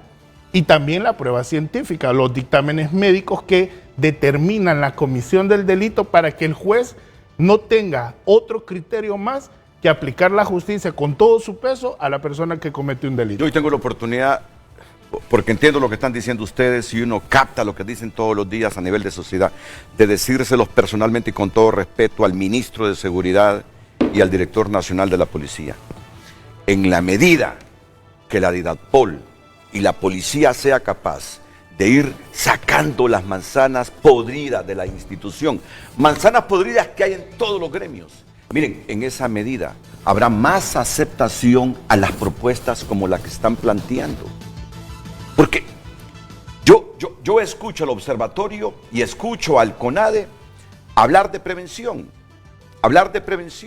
pero es que la prevención en este país pasa primero por tener un verdadero Estado de Derecho, por fortalecer nuestras instituciones, que las instituciones no sean captadas o cooptadas, para los intereses políticos partidarios. Por crimen organizado. En la medida que este país sea capaz de generar riqueza, atraer la inversión, para luego distribuir bien esa riqueza, que no es dándole dinero en efectivo a la gente, sino a través de las instituciones para generar bienestar en la gente, no vamos a estar discutiendo estos problemitas de maras y pandillas. Seguro, para mí esa es la prevención, pero eso cuesta. Claro. Eso cuesta, por lo tanto, hay en este momento que golpear a las redes criminales. Yo por eso estoy primando en este momento con ellos y preguntándoles, Está bien lo que está planteando la policía, esas nuevas medidas, esas reiteradas medidas de tipificar de terroristas a esto, de otras medidas que están diciendo para reprimir y golpear a las redes criminales. Porque yo creo que lo uno no está sobre lo otro, que así como está el país, hay que crear bienestar a través de la riqueza, un país donde haya inversión suficiente para luego distribuir esa riqueza y que la gente tenga mejores condiciones de vida. En este momento tenemos que trabajar de manera simultánea, porque estamos siendo golpeados por las redes criminales. Pero el mensaje es, en la medida que sean capaces de golpear la corrupción interna de la policía, miren, no habrá obstáculos, van a vencer muchos obstáculos cuando planteen iniciativas como las que están planteando en este momento, porque ahí está el temorcito de la gente. Si yo estaba pensando hace algunos momentos, digo yo, ¿por qué la gente no está denunciando suficiente a la gente o a los criminales y a las redes criminales que dicen, si no te salís de esta casa, te vamos a matar? Mucha gente teme llamarlos porque cree que hay un soplón asociado con redes criminales de ustedes y que al final los van a matar. Crear esa confianza de la que venimos hablando con ustedes de hace tiempo, crear esa confianza. ¿Qué le parece si los próximos minutos son de ustedes? De usted y del director de la policía, para que nos comenten estas temáticas que el público está diciendo. Perfecto. Este momento histórico del país y que hay que tomar decisiones, hay que tomarlas de manera consensuada y en conjunto, pero de manera rápida.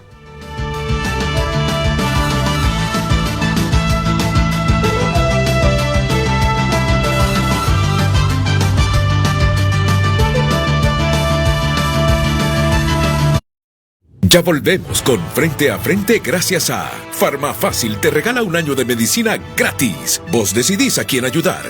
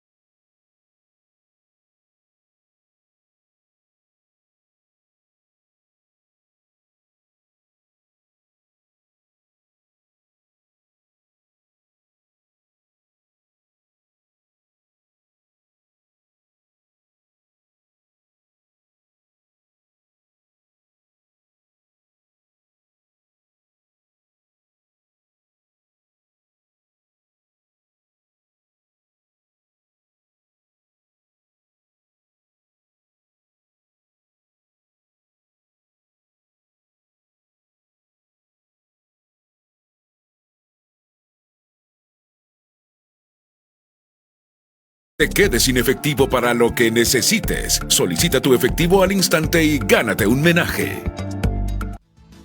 Continuamos con más mensajes. Marcela comparte, es crucial intervenir en las comunidades vulnerables antes de que los jóvenes sean reclutados por las pandillas. Arge comparte, vaya a preguntar a los políticos si tienen la voluntad política de ir a reformar el Código Penal, así como corrieron con la ley de lavado de activos. Comparte Guzmán, son buenos para analizar, pero nada de hechos. Leonardo comparte, la excusa de no querer tener una ley que eleve a terrorista a los pandilleros es porque los que tienen que hacerlo están involucrados. Adicional, el Congreso Nacional está obligado a ver la forma que no haya abusos con esa ley, por eso hay expertos en ese órgano que trabajen. Comparte Leonardo, gracias, continúen enviando sus mensajes a través de nuestra cuenta en X. Redes sociales fue presentada por La Curazao Cash. En junio, que no te quedes sin efectivo para lo que necesites. Solicita tu efectivo al instante y gánate un menaje.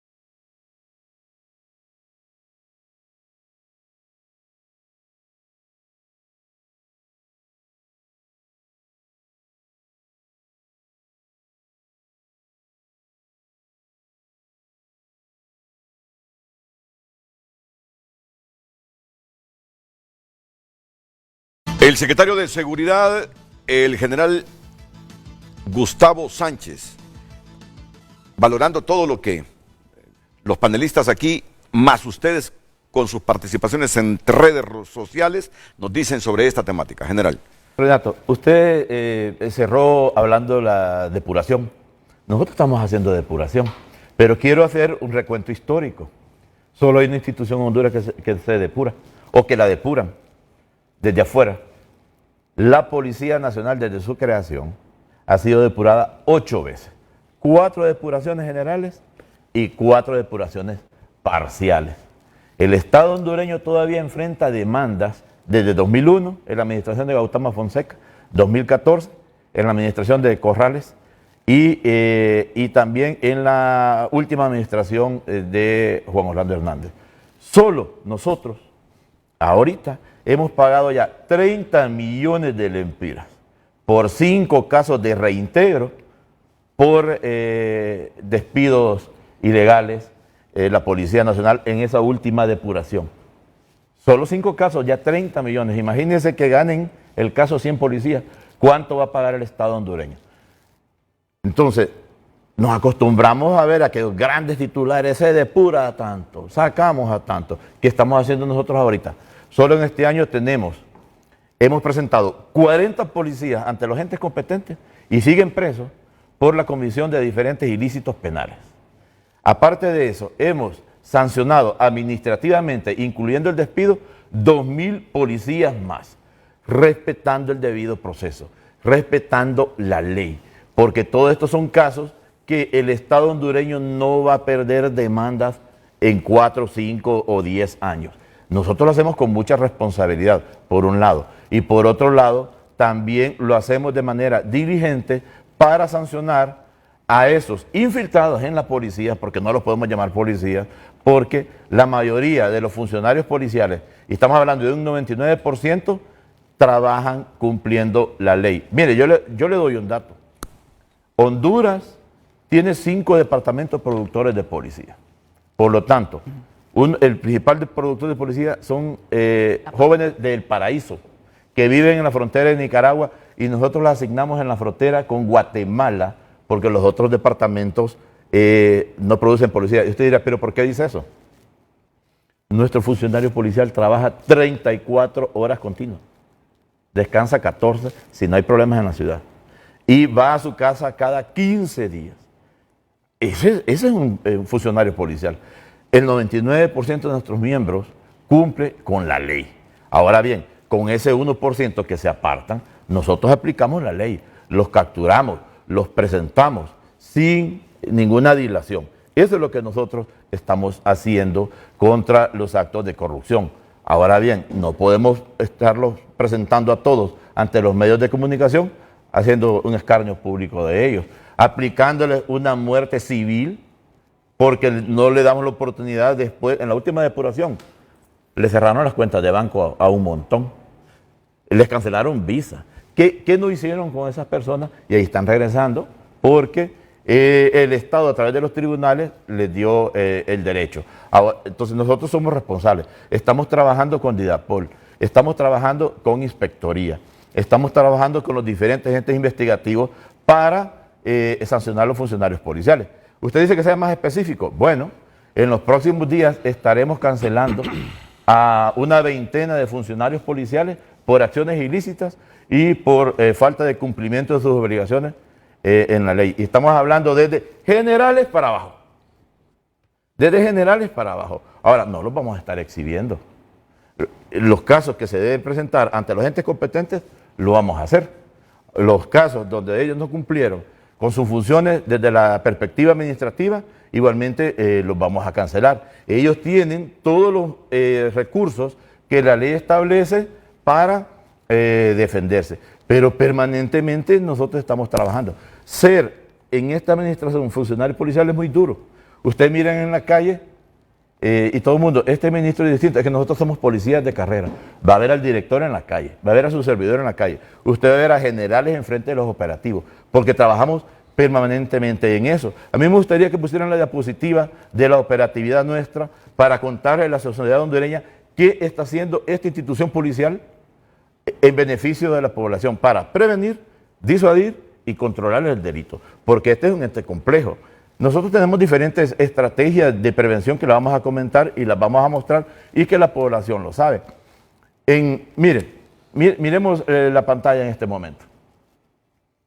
El estado de excepción parcial, que ya tiene 573 días de vigencia, ha sido atacado permanentemente. A nosotros permanentemente también nos comparan con El Salvador. ¿Ok? Este estado de excepción, que en realidad solo nos faculta a 3 cosas, que es allanamiento fuera del horario que establece la ley, allanamiento sin previa orden judicial y captura sin previa orden judicial, pero con un expediente investigativo que sustenta la acción y además todo esto es convalidado por el Ministerio Público y los tribunales competentes. Miren los allanamientos, cuando nosotros, la primera columna de la izquierda, cuando nosotros no teníamos el PCM, en esos 573 días apenas pudimos hacer un poco menos de 1.200 allanamientos. Con el PSM hemos hecho 2.760% allanamientos más, o sea, 32.500 allanamientos, 32.500 allanamientos. Esa operatividad está al máximo.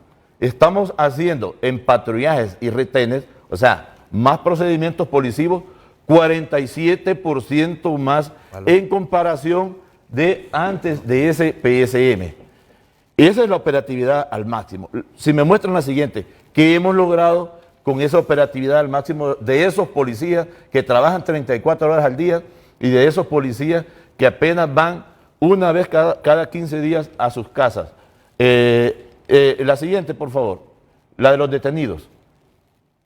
Con toda esta operatividad al máximo, hemos detenido 100% más personas por orden de captura.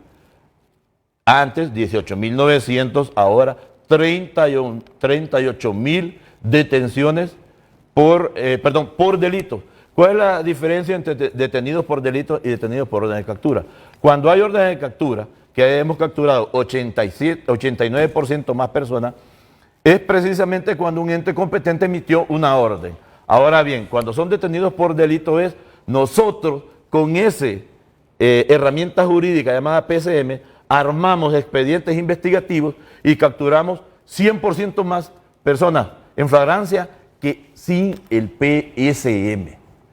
Para nosotros es importantísimo esto, es muy importantísimo.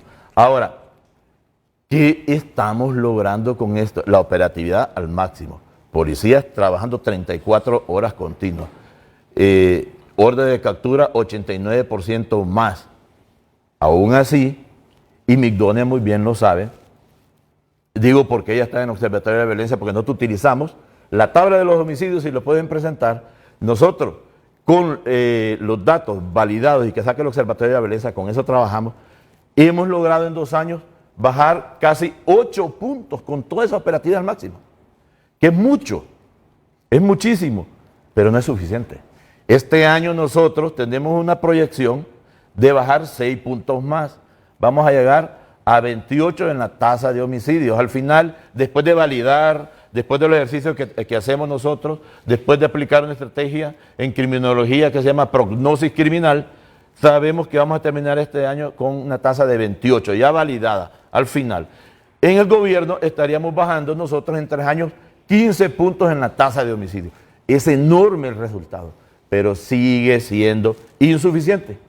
Entonces, ¿qué necesitamos hacer nosotros? Ok, estamos haciendo allanamientos, estamos haciendo detenciones, estamos haciendo patrullajes, retenes, estamos haciendo prevención.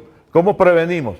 Con las mesas de seguridad ciudadana, donde tenemos más de 10.000 mesas, agrupando 100.000 hondureños y hondureñas, donde la comunidad dice, estos son nuestros problemas de violencia y criminalidad, esto es lo que sucede en nuestra comunidad, esto es lo que necesitamos, y la policía los acompaña. Tenemos el GRADE, tenemos a la policía escolar. ¿Qué hace el GRADE y la policía escolar? El GRADE y la policía escolar están trabajando y son docentes policías, o sea, son licenciados en educación, son maestros de educación primaria que están hablando de prevención de ingreso a las maras, prevención de ingreso a las barras, prevención del uso de drogas. Tenemos también la Liga Atlética Policial. En Tegucigalpa, en La Paz y en San Pedro Sula tenemos escuelas de fútbol, tenemos niños en fútbol. Pero cada vez que aparece un caso como el de la Kennedy, entonces... Bueno, lo que pasa es que tenemos que, insisto, no es suficiente lo que estamos haciendo, Renato. ¿Qué proponemos? Bueno, si me ponen la diapositiva, si con todo esto que estamos haciendo, la sociedad dice, no es suficiente, y ¿sabe qué? Tiene razón, tenemos que hacer más. Pero si seguimos haciendo lo mismo, nosotros vamos a llegar a bajar en 3 o 4 años posiblemente la tasa de homicidio en 15. La tasa de 15 sobre 100.000. Y el mundo y la ONU, la OMS establece 8.8. Bueno, ¿qué va a suceder entonces cuando algún hondureño o hondureña pase por el lugar equivocado, en el momento equivocado y se encuentra con las pandillas? Va a pasar lo que le pasó con estos jóvenes. Entonces, por eso nosotros estamos proponiendo, honorable ministro del Congreso Nacional. Vamos con lo que está proponiendo la policía en este momento. Nosotros tenemos la operatividad de la Policía Nacional de Honduras al máximo. Al máximo. Y aún así estamos bajando. Pero la población y la sociedad dice, no es suficiente. Muy bien. ¿Quiénes generan el crimen en el país? Las fuentes del crimen son 3 y lo hemos mencionado. El crimen común, el crimen organizado, MS-13, pandilla 18, narcotraficantes, estructuras criminales independientes, extorsionadores, que hemos capturado 4.000. De esos 4.000 extorsionadores que nosotros hemos capturado, todavía guardan prisión 91% de esas personas. Ok, aquí cuestiones eminentemente operativas nuestras.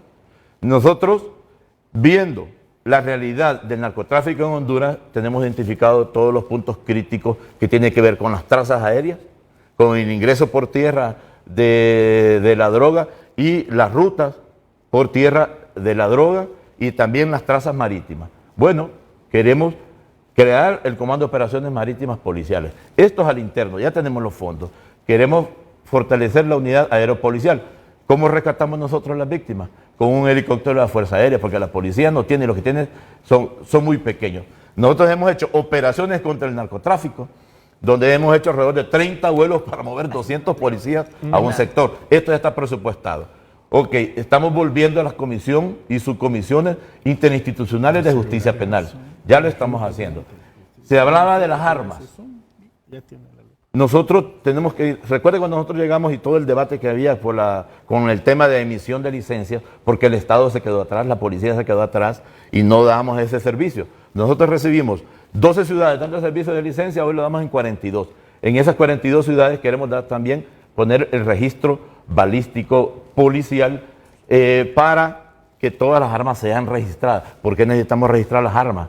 Porque el 80% de los homicidios en Honduras se comete con armas de fuego y necesitamos técnica y científicamente verificar quiénes participan en ese hecho. Igualmente ya se nombró, que fue otra medida en el marco del Consejo Nacional de Defensa y Seguridad, más jueces con jurisdicción nacional y más fiscales que acompañen esas acciones de los jueces con jurisdicción nacional. ¿Por qué lo hacemos? Colón, gracias a Dios, Olancho, el occidente, es muy difícil ser operador de justicia, específicamente ser juez o ser fiscal. Trabajando con jueces con jurisdicción nacional podemos ser más efectivos y nosotros lo estamos haciendo. Los casos de los que hemos aquí hablado están siendo manejados por jueces de jurisdicción nacional. Casos de narcotráfico están siendo manejados por jueces de jurisdicción nacional. ¿Resultado de lo que hemos hecho? Bueno, ya sabemos el increíble número de personas extraditables que nosotros hemos capturado. Ya sabemos cuántos se han enviado y cuántos se van a enviar a Estados Unidos con fines de extradición. Con cuánto hemos afectado nosotros en dinero a estas estructuras, porque hay que pegarles en la bolsa, donde a ellos les duele. 400 millones en incautaciones, solo en estos 2 años y medio. 400 millones de lempiras. 3 millones de dólares en efectivo, 58 millones de lempiras en efectivo. Pero, o sea, decir, la policía no hace nada, ahí están los datos, y esto es verificable.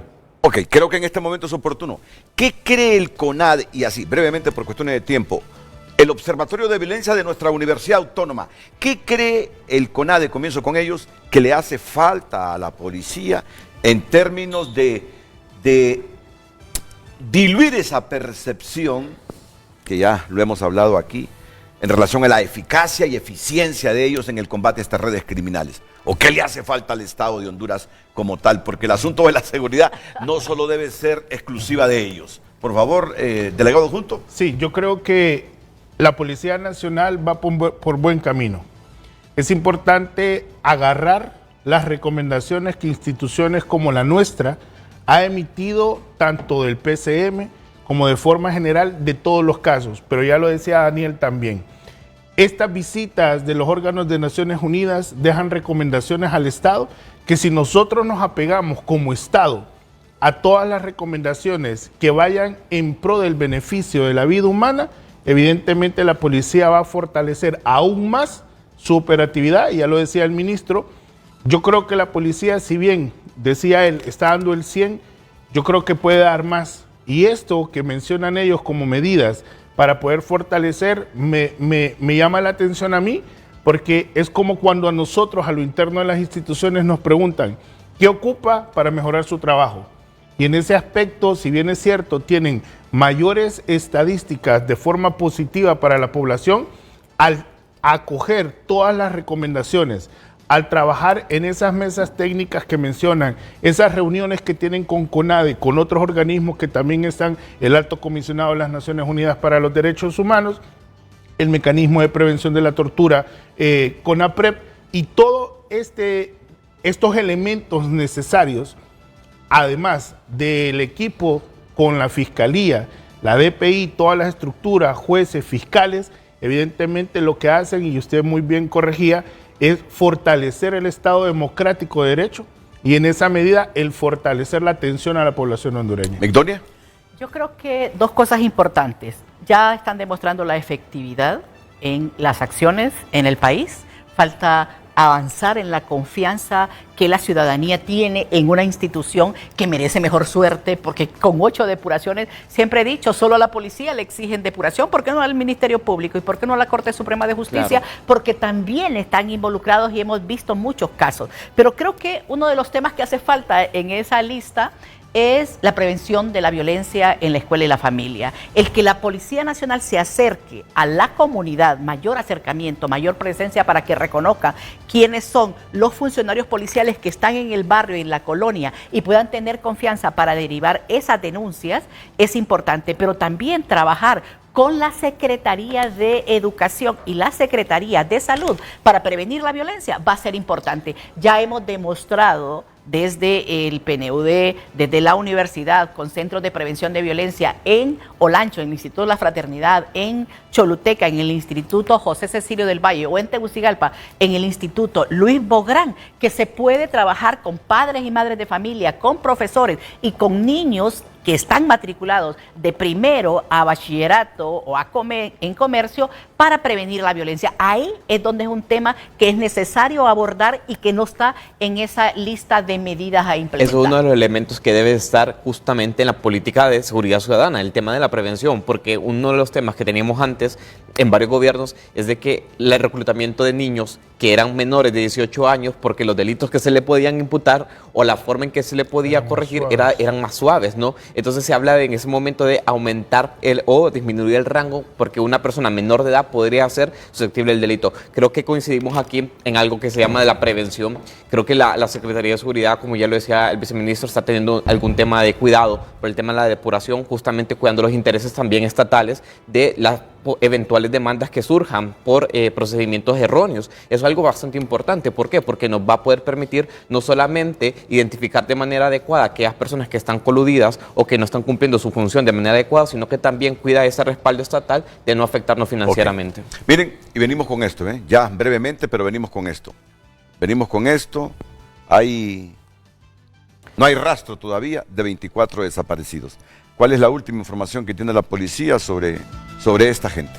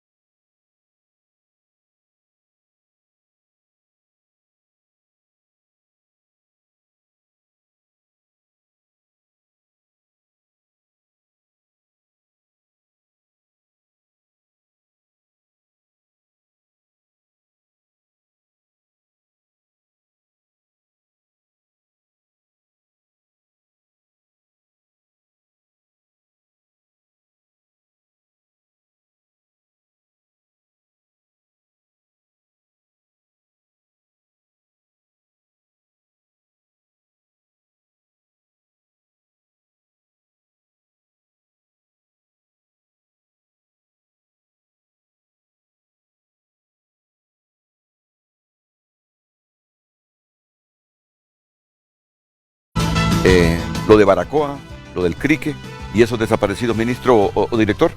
Bueno, son dos casos totalmente distintos. Uno es un evento que sucedió el día 12 de junio en Baracoa. No son 10 personas, son 12 personas y vinieron a poner la denuncia al Ministerio Público hasta el 24 de junio. Cuando nosotros nos damos cuenta, nosotros empezamos a hacer todas las diligencias porque hay un procedimiento para cuando una persona desaparece. Antes se esperaba que pasaran 12 o 24 horas, no, ahora inmediatamente se da el caso. Este hecho tiene relación con una actuación que sucedió posteriormente en el Crique de la María en Tela. Son hechos que tienen que ver con estructuras criminales, tienen que ver con muerte, tienen que ver con la venganza de una persona que está privada de libertad y que va con fines de extradición a Estados Unidos, pero lastimosamente el caso ya no lo investiga, en el caso del Crique de la María ya no lo lleva la Policía Nacional. ¿Por qué? El Ministerio Público tiene una facultad y se lo entregó a la Agencia Técnica de Investigación Criminal, pero nosotros hacemos presencia por una simple, llana y sencilla razón. Cuando en el delito de secuestro, porque ya pidieron a cambio ciertas cosas, existe algo que... Solo hago una pausa. ¿Ese video es en directo? ¿Están buscando ya el quinto? No, el quinto ya sabemos dónde está. Ah, pues ya en este momento lo van a recoger. Lo que estamos haciendo es la extracción. Correcto, ese es el video de la extracción. En directo. Sí. Continúe, por favor. Disculpe. Entonces, en relación, el caso, cuando una persona está secuestrada, como está la persona, todo el tiempo está en flagrancia. El secuestro todo el tiempo es flagrancia porque debemos de proteger la vida humana. Exacto. Entonces nosotros como Policía Nacional, yo fui este fin de semana a San Pedro Sula, fuimos a comprar víveres, fuimos a comprar estufas a estos lugares y mandarle a los policías, que hay alrededor de 80 policías en este lugar. Ya las personas en el Crique de la María están regresando. ¿Por qué están regresando? Porque ahí es un lugar extremadamente alejado. Son 4 horas en vehículo, don Renato. Sí. Y aparte de eso, no es cualquier vehículo que entra. Y la otra situación, que hay que ser sincero, estos lugares que es en la barra del río Ulúa, está totalmente alejado de la civilización. Entonces, son estos dos casos. En uno son 12 y en el otro son 14 personas. Y tienen que ver con actos reñidos con la ley. Y hay otro acto que no lo habíamos dejado en mención, que no lo habíamos mencionado, que fue donde explotó una granada, que estos andaban comprando granadas de 40 milímetros, arsenal, para irse a enfrentar entre las dos bandas. La problemática viene con problemas de narcóticos, con muerte de una persona, y es una rivalidad. Y la policía está en medio en este momento.